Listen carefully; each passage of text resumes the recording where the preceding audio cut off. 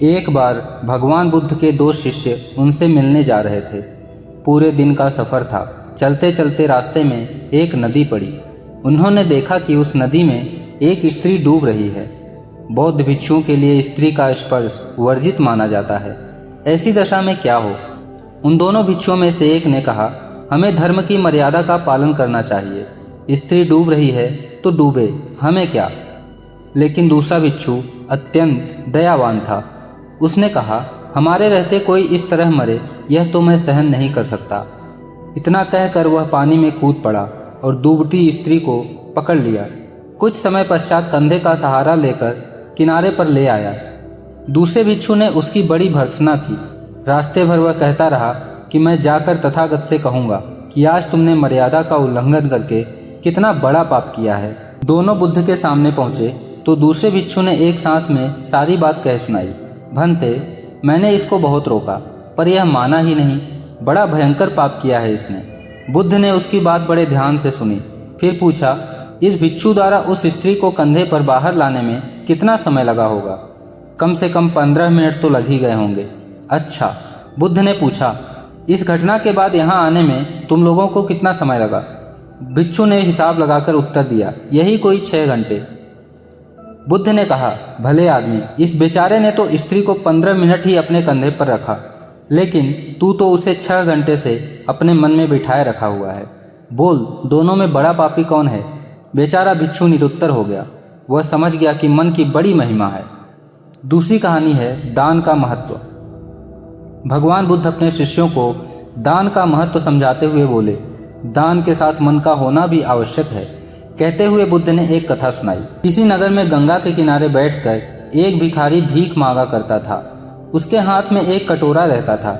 जिसे जो देना होता था वह कटोरे में डाल देता था। वर्षों से भिखारी के जीवन का यही क्रम चलता आ रहा था। जाड़ा हो या गर्मी, वर्षा हो वह वसंत, वह बड़े तड़के वहां आकर बैठ जाता और जब शाम का अंधेरा होने लगता तो वह उठकर चला जाता। कभी किसी ने यह जानने की कोशिश नहीं की कि वह कहाँ से आता है और कहाँ जाता है। लेकिन वह भिखारी दूसरे भिखारियों की तरह गिड़गिड़ाता नहीं था, दीनता नहीं दिखाता था। कोई सामने आता तो कटोरा आगे बढ़ा देता था, मुंह से कुछ भी याचना नहीं करता था। एक दिन की बात है, एक व्यक्ति उधर आया। उसकी चाल ढाल, कपड़े लत्ते, भारी भरकम शरीर और गले में पड़ी सोने की जंजीर से उसने समझ लिया कि वह कोई धनी व्यक्ति है। उसने कटोरा आगे बढ़ा दिया। उस आदमी ने भिखारी को ओर देखा और मुंह बनाया जैसे कोई कड़वी चीज मुंह में आ गई हो। फिर जेब में हाथ डालकर बड़े अनमने भाव से 10 पैसे का सिक्का निकाला और भिखारी के सामने जमीन पर फेंक आगे बढ़ गया। वह भिखारी हरकतें देख रहा था। उसने आओ देखा न ताओ सिक्के को उठाकर उस आदमी की ओर फेंकते हुए बोला, यह ले अपनी दौलत, मुझे तुम जैसे गरीब का पैसा नहीं चाहिए। उस आदमी के पैर ठिठक गए। उसने एक क्षण भिखारी की आंखों में देखा, उसकी भाव भंगिमा को देखा। तभी उसे धर्मग्रत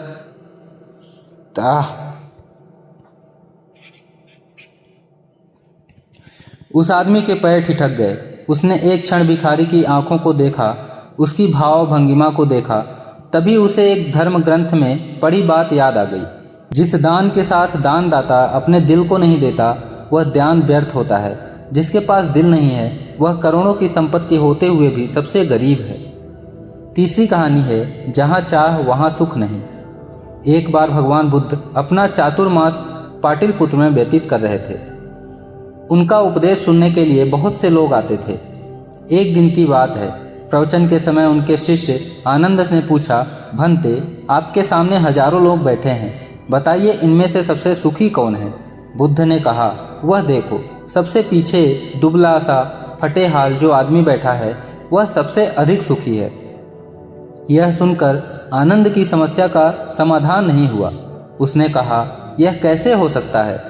बुद्ध बोले, अच्छा अभी बताता हूँ। उसने बारी बारी से सामने बैठे लोगों से पूछा, तुम्हें क्या चाहिए?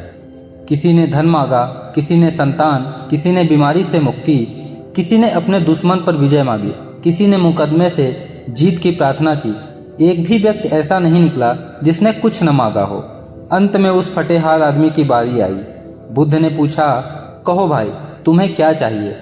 उस व्यक्ति ने कहा, कुछ भी नहीं। अगर भगवान को कुछ देना ही है तो बस इतना कर दें कि मेरे अंदर कभी नई चाह ही पैदा ना हो। मैं ऐसे ही अपने को बड़ा सुखी मानता हूँ। तब बुद्ध ने कहा, आनंद, जहाँ चाह है वहाँ सुख नहीं हो सकता।